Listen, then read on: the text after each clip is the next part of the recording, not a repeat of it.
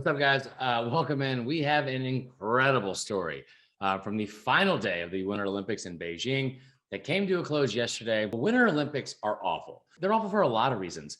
Primarily, all the events, they're nowhere near as fun as the Summer Olympics. Like bobsledding's cool, but pretty much everything else is just hurling your body down a frozen sheet of ice, trying not to die and doing it for time.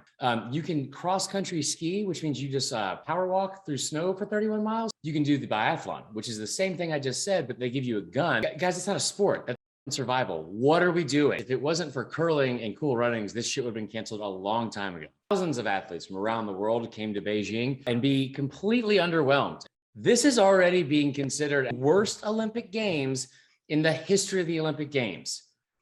Why should that alarm you? Because one of them was hosted by Hitler in the 30s, guys, and the one in Atlanta had a bomb go off at like a Waffle House. So the bar was set pretty low.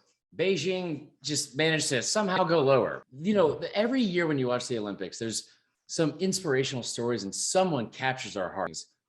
And that happened yesterday. Remi Lindholm.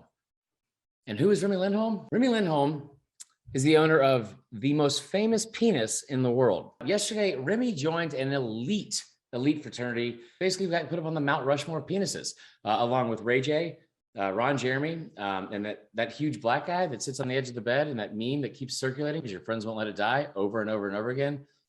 Remi Lindholm may be more famous than all of them, because yesterday, during his event, the 50-kilometer cross-country skiing, Remi's his penis froze.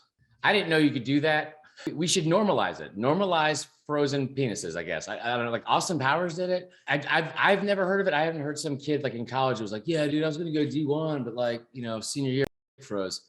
So I decided to rush Sig Ep instead. You know, I'm assuming it could have been avoided. You know, a weenie warmer, or it's my dick in a smock. I've been training 4 years of your life and your penis quite literally freezes. And is giving an interview afterwards.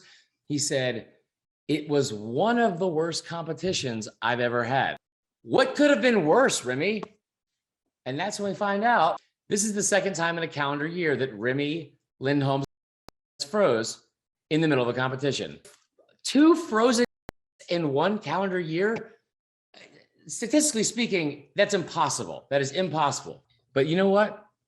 Remi Lindholm froze to the occasion. He's a world-class athlete and not just some Jeff Foxworthy lookalike with a Princess Elsa fetish. When it finally heated up, he was in unbearable pain. The memes haven't even started yet, and that's going to be way worse. The only silver lining here is that I'm sure this is going to end up becoming like a genre in porn because people got to get out of those washer and dryers, right? All I can say is keep your head up. I mean, both of them, just both of them.